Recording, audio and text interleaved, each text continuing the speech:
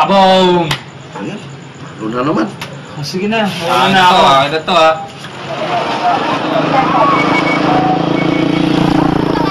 O sige, tayin ka na lang namin dito sa labas. Okay, bye. Uy, tawagan mo na si Marian, pupunta na daw si Rian. Ano yung boyfriend mo? Hindi ko bahala siya. Well, yung boyfriend ko hanggang ngayon, cute pa rin, kaya nakaka-ilove. Ano ba yan? Hindi ako makarelate. Oo nga, wait lang. Bakit tayo yung tahimik mo? Oo nga. Eh kasi, tignan niyo yung oras, late na. Well, who cares? Baka pagalitan ako ni Mommy, makastrike to ako. Okay din ako nandito? Oo nga. May nga lang tayo na kumpleto, eh. Tama. Last time. Tama. Eh? Ay nako, mamaya ka na nga umuwi. May papakilala muna ako sa'yo. Tara, sige. Uy, mamaya may papakilala ako sa'yo naman isa.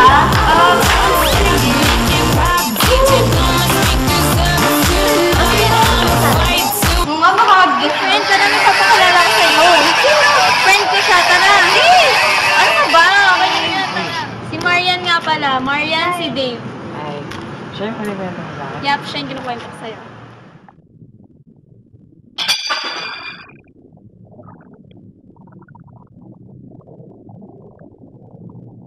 Nay? Nay? Oh, anak, ba't tumayo ka na? Hindi ka ako muna, makita ka pa. Hindi naman na ikaw ako. Hindi, ako na muna magtatrabaho. Sige, humiga ka muna. Humiga ka muna?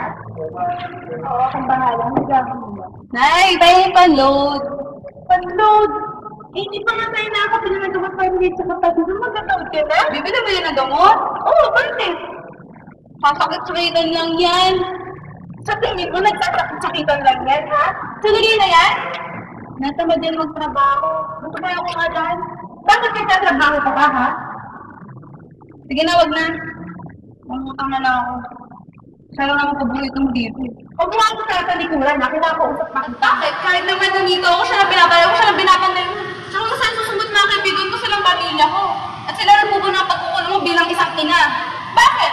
Sino sila kaibigan mo ang nagluwal sa'yo? Sino nagpa-crime? Sino nagpa-aral? At sino nag-aantay sa'yo dito sa labas tuwing gabi? Kapag umuwi ka na madaling araw, hindi ba't ako? Bakit may sinabi sa ulwal mo ko?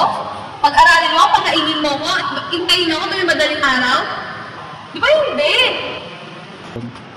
Oo, kapag ako! Ano ba nangyayari sa'yo, ha?